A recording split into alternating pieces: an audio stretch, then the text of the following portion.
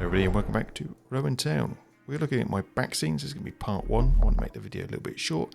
I've gone off and bought some 4mm plywood to put as my back scene, which I got for Christmas. Problem is, I find it a bit too high. Although the back scene would fit from top to bottom, I just don't like it. I'm so used to looking over the top of it, seeing who's coming into the garage. I just find it a little bit on the high side.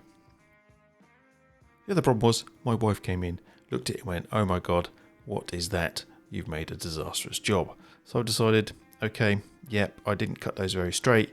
Maybe I didn't glue them in very upright, but I needed them to be able to support the 4mm ply and to be able to screw it up against the upper level. As you can see, that kind of works, but I had a few problems with the brackets. It bulges out. It's maybe not the best solution. Doesn't look the greatest, as you can see, and I'm certainly no carpenter. So plan A has gone out the window. Plan B, I've trimmed a little bit off the bottom to allow my hands to get in there if I needed to rail up anything, if it'd been derailed, or give the track a cleaning. Ironically, that's probably the best running piece of track on the entire layout.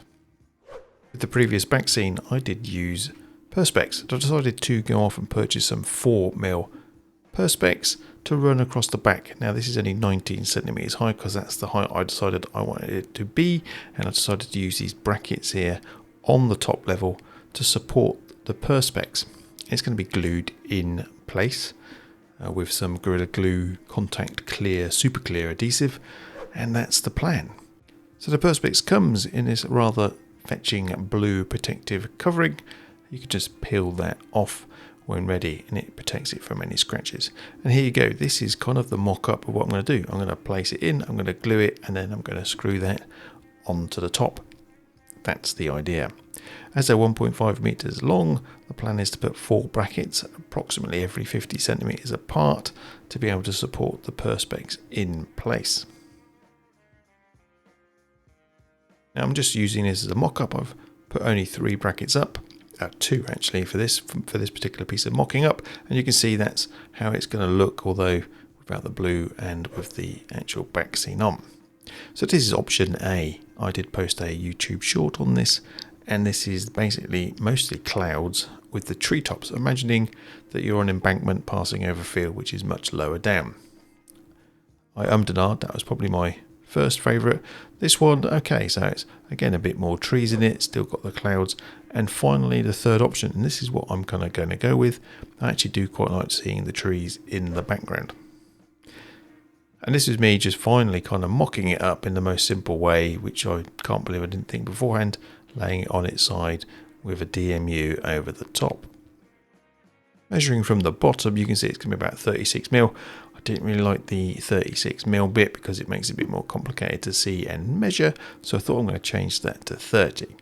So I'm going to use 30mm from the very bottom part of the white, as you can see, which does mean that the actual Perspex is going to come down by 6mm, but I think eventually that will probably not make too much of a difference. Now in this is part 1, I'm not going to show you the actual doing of the job because it takes a little bit longer and I wanted to keep this video short.